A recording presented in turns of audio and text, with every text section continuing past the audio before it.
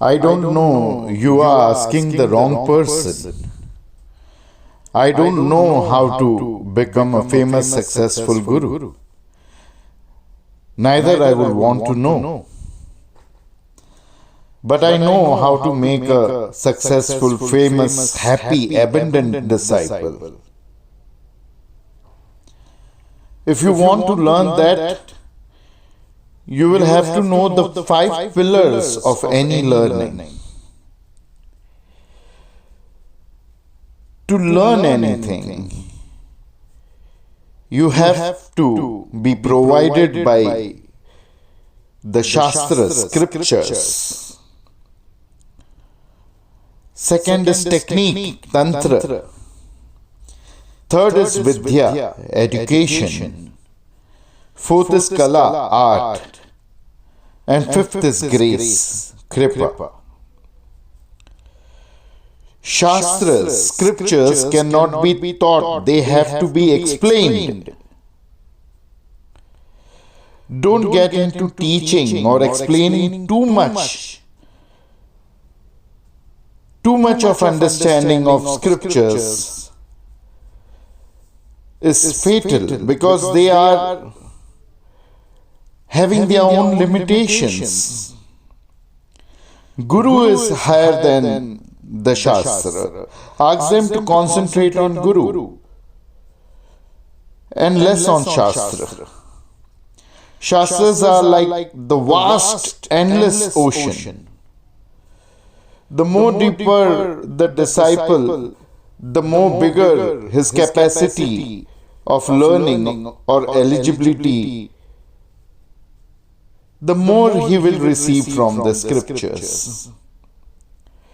Everyone will get at least something from them as per their capacity. And the best part is that everyone will feel that they have received everything. But when you try to go into too much of explanation or teaching of the scriptures, all the disciples will feel that they have not understood the scriptures and they can never understand them. So scriptures are never taught, they are just explained. Second, tantra, technique, has to be taught, as it needs to be mastered. But it only needs to be taught. It cannot be explained. You must not be going into the details or the science of the techniques.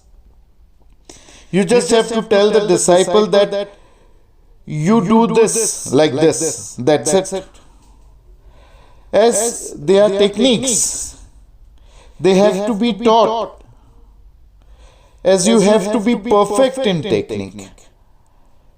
But technique must not be explained in great detail. That is, you can't say that by doing this, what will happen, what mudra holding, or what chanting, what pronunciation, what sounds of the mantra will direct energy here or there. This is not only useless but also harmful. If the disciple knows the science, he will lose the faith. Technique only works 3% and faith 97%. Science removes faith. Secondly, if they know that faith works 97%, they will stop all techniques, all practices. They will just rely on faith. You have to understand and make them understand that your 97% faith will only work after you apply the 3% of your technique.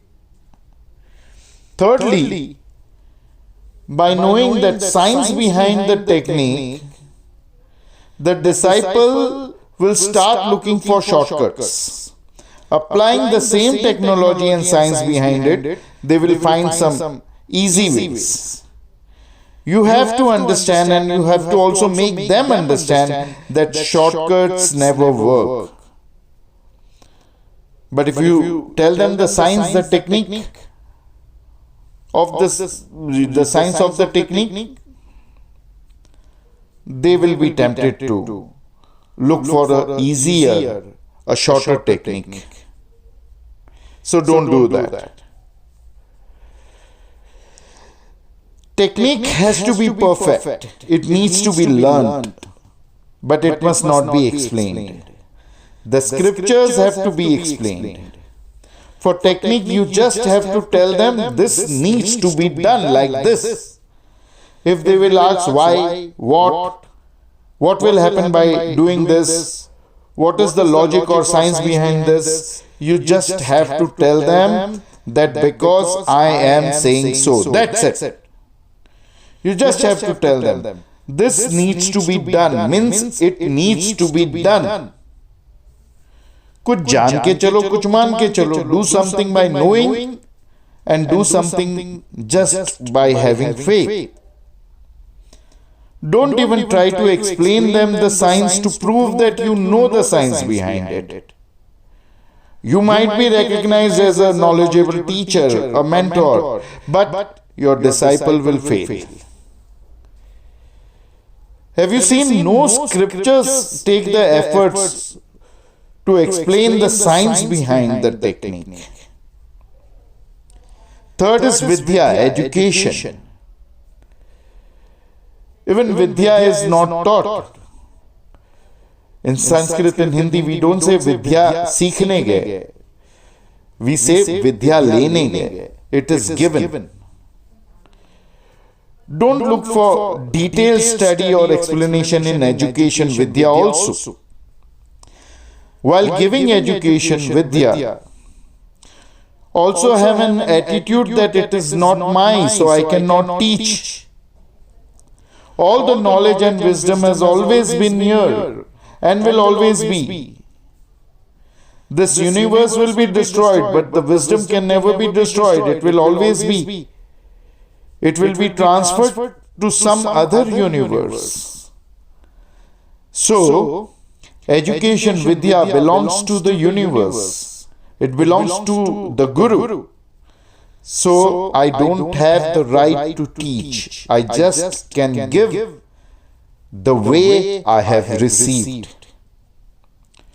When you feel that you are teaching and not giving, that time you will see that the disciple is unable to receive it.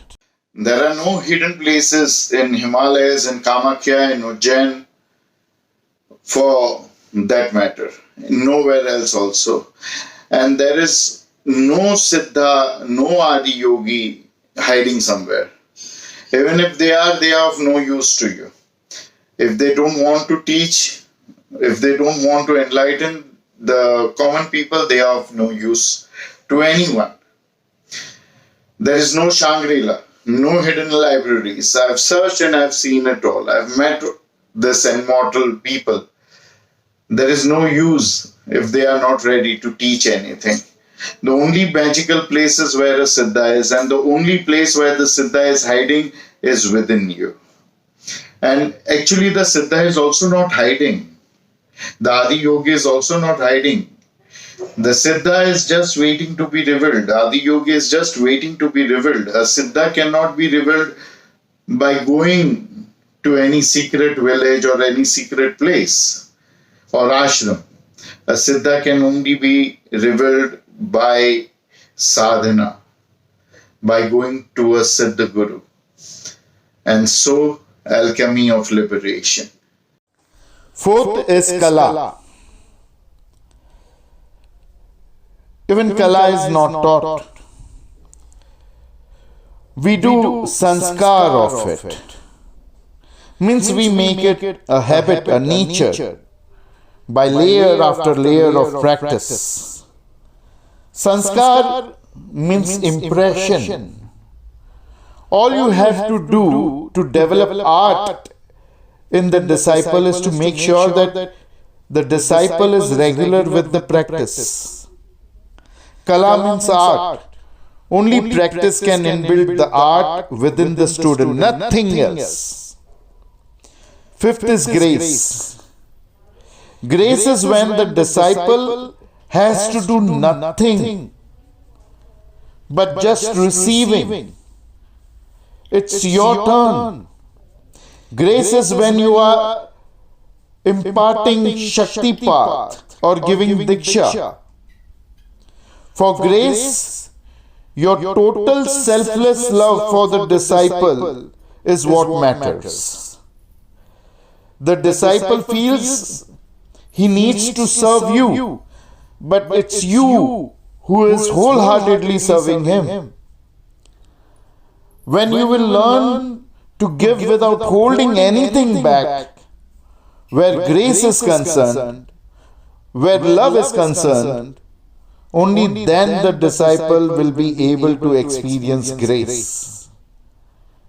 And they will be very expressive in letting you know that they are receiving grace. You will see that in their tears of gratitude.